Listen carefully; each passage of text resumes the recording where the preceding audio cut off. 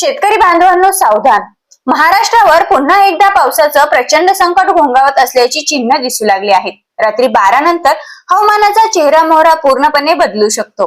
वातावरणात वेगाने घडणारे बदल, वाढणारी आर्द्रता, ढगांची होत असलेली मोठी गर्दी आणि काही भागांमध्ये मुसळधार पावसाचा वाढता धोका यामुळे पुढील काही तास अत्यंत महत्त्वाचे ठरणार आहेत. त्यामुळे मित्रांनो, हा व्हिडिओ शेवटपर्यंत नक्की पहा, कारण कोणत्या जिल्ह्यांमध्ये पावसाचा जोर वाढणार, कुठे मेघगर्जनेसह वादळी वारे धडकणार आणि शेतकऱ्यांनी नेमकी कोणती काळजी घ्यावी याची संपूर्ण माहिती आपण या व्हिडिओच्या माध्यमातून जाणून घेत आहोत.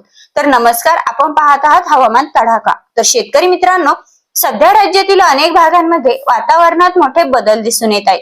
दिवसभर जाणवणारा उकाडा, ढगाळ वातावरण आणि वाढलेली दमट हवा हे आगामी पावसाचे संकेत मानले जात आहेत. कोकण किनारपट्टीपासून ते पश्चिम महाराष्ट्र, मराठवाडा आणि विदर्भापर्यंत अनेक भागांमध्ये ढगांची संख्या वाढताना दिसत आहे.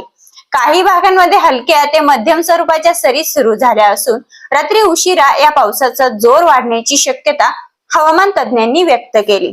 विशेषतः रात्री 12 नंतर वातावरणातील आर्द्रतेचे प्रमाण आणखी वाढण्याचा अंदाज आहे. अरबी समुद्राकडून येणारे ओलावायुक्त वारे आणि स्थानिक हवामान प्रणाली यांच्या संयोगामुळे काही भागांमध्ये अचानक पावसाच्या जोरदार सरी कोसळू शकतात. त्यामुळे अनेक ठिकाणी रात्री उशिरा ते पहाटेपर्यंत मेघगर्जना, विजांचा कडकडाट आणि जोरदार वाऱ्यांसह पाऊस अनुभवायला मिळू शकतो. आता पाहूयात कोणते जिल्हे राहणार पावसाच्या रडारवर. कोकणातील रत्नागिरी, सिंधुदुर्ग, रायगड तसेच मुंबई परिसरात ढगांची घनता वाढत असून काही भागांमध्ये जोरदार पावसाची शक्यता आहे. तर पश्चिम महाराष्ट्रातील पुणे, सातारा, सांगली, कोल्हापूर आणि घाटमाथा परिसरात देखील रात्री उशिरा पावसाचा जोर वाढू शकतो. उत्तर महाराष्ट्रातील नाशिक, धुळे, नंदुरबार आणि जळगाव जिल्ह्यांमध्येही मेघगर्जनेसह पावसाचा अंदाज आहे. मराठवाड्यातील छत्रपती संभाजीनगर, बीड, धाराशिव, लातूर, परभणी आणि नांदेड जिल्ह्यांमध्ये स्थानिक स्वरूपाच्या जोरदार सरींची शक्यता मात्र कायम आहे. विदर्भातील अमरावती, यवतमाळ, वर्धा, नागपूर, भंडारा, गोंदिया आणि चंद्रपूर जिल्ह्यांमध्ये काही ठिकाणी विजांच्या कडकडाटासह पाऊस पडू शकतो. तर शेतकरी बांधवांसाठी हा कालावधी अत्यंत महत्वाचा आहे, कारण अनेक भागांमध्ये पावसाची सुरुवात झाली असली तरी अद्याप सर्वत्र सातत्यपूर्ण पाऊस सुरू झाला नाहीये. त्यामुळे केवळ 1-2 पावसांच्या सरीवर विश्वास ठेवून घाईघाईने पेरणी करण्याचा निर्णय घेऊ नये. तर पुढील काही दिवस पावसाचे सातत्य कसं राहतं याकडे लक्ष ठेवणं आवश्यक आहे. विशेषतः सोयाबीन, कापूस, तूर आणि इतर खरीप पिकांच्या पेरणीसाठी योग्य ओलावा निर्माण होणं गरजेचं आहे.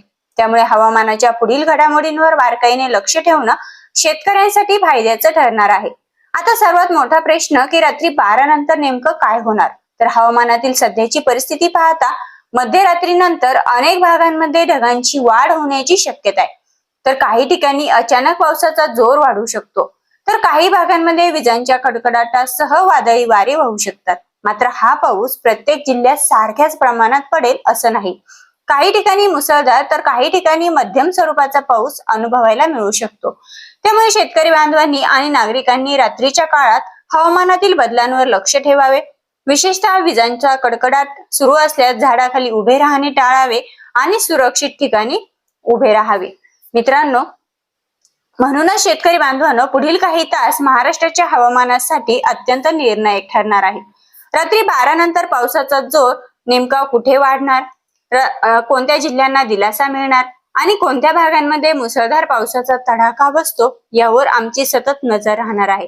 त्यामुळे हवामानाचे सर्वात जलद, अचूक आणि विश्वासार्ह अपडेट्स मिळवण्यासाठी हवामान तडाखा चॅनलला लगेच सबस्क्राईब करा, व्हिडिओला लाईक करा आणि आपल्या जास्तीत जास्त शेतकरी मित्रांपर्यंत माहिती नक्की शेअर करा. पुन्हा भेटूया, तोपर्यंत धन्यवाद.